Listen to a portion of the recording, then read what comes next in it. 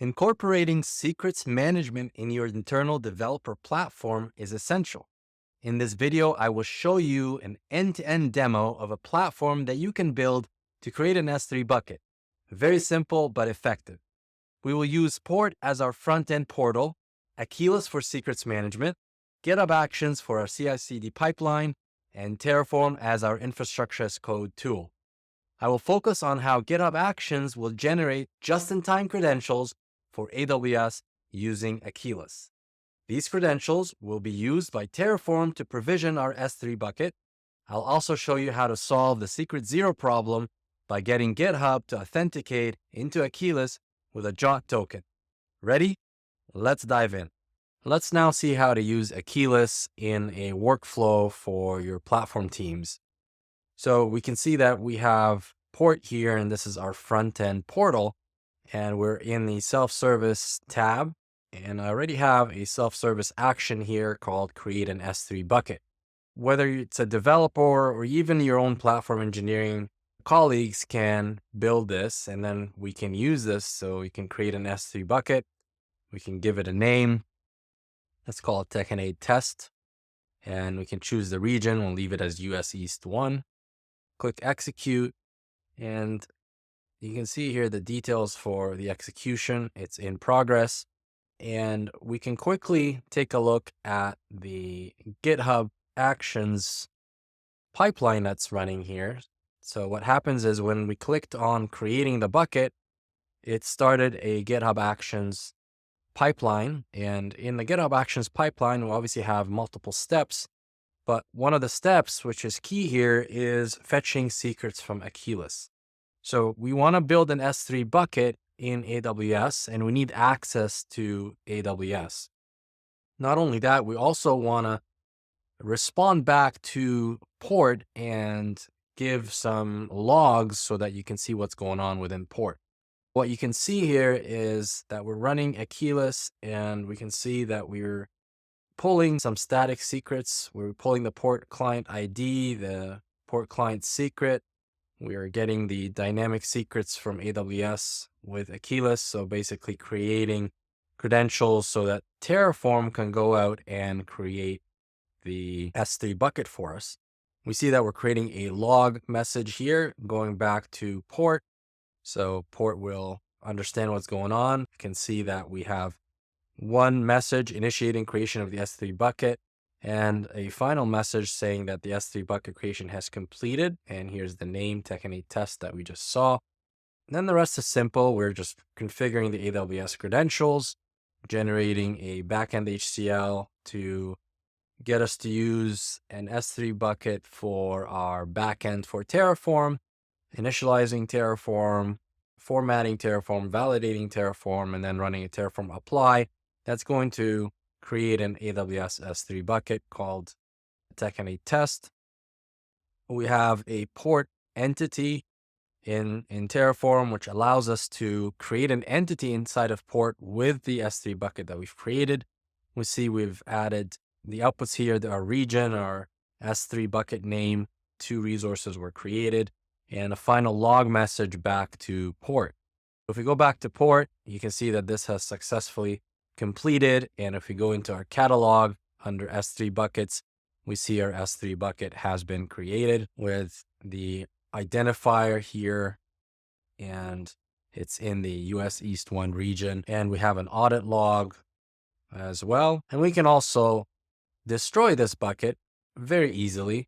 If we go back to S3 buckets, you can go ahead and click action, delete an S3 bucket. You can do it from here.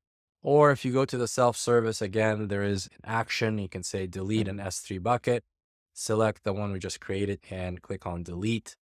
Once again, that will get things initiated and started here. In a few seconds, you'll see our GitHub pipeline will show up here. We click that. Once again, we'll see the pipeline running. This time, the pipeline is going to run with a destroy action.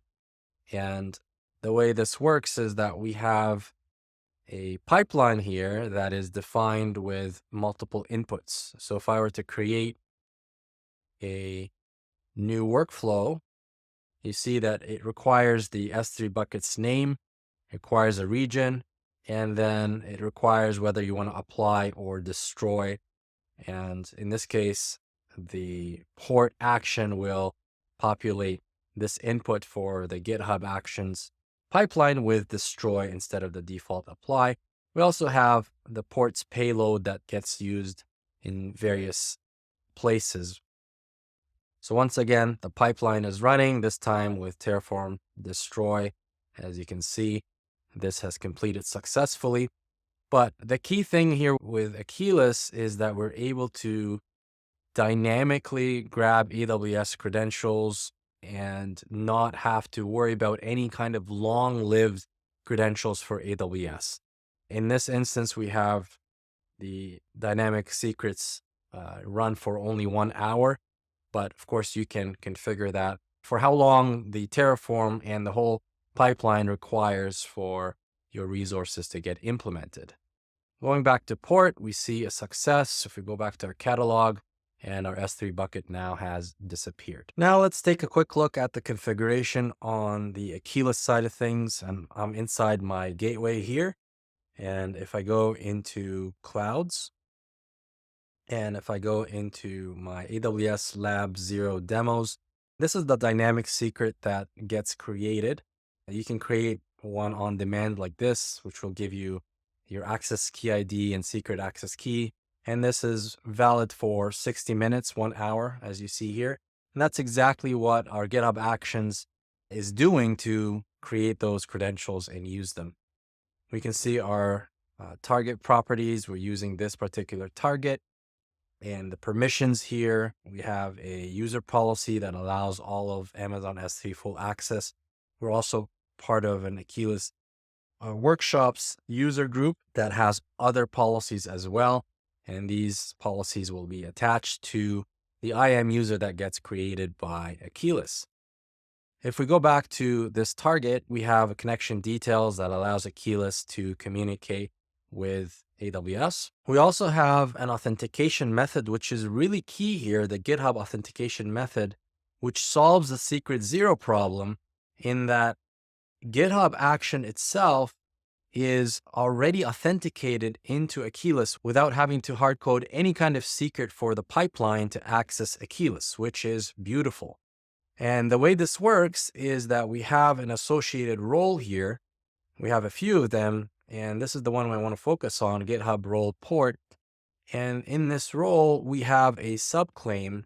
And if you notice inside this subclaim, I have a repository subclaim that is tied to that particular repository that we're working with. So you can see it's Sam Gabriel Akeyless Platform Teams port. And that's exactly the same GitHub repo that we're using here. If I go back to code, you see Sam Gabriel Akeyless Platform Teams port. And what happens is the GitHub pipeline is already authenticated into Akeyless and is able to retrieve secrets from Akeyless depending on the rules that are part of this role. And in the rules, I have the ability to retrieve secrets from the path infra port and clouds. So we saw before that clouds has our AWS dynamic secret. We also have another folder here I didn't show you, infra port, and this contains our port client ID and our port client secret in the form of static secrets. So that way the pipeline is able to authenticate into port and push back the logs that we saw inside of port. All that is managed in our secrets management tool, in this case, Akeyless, which is really nice to see how we can securely provide a platform, an internal developer platform through the portal and using Akeyless as our secrets management. Thanks for watching, and I will see you in another video.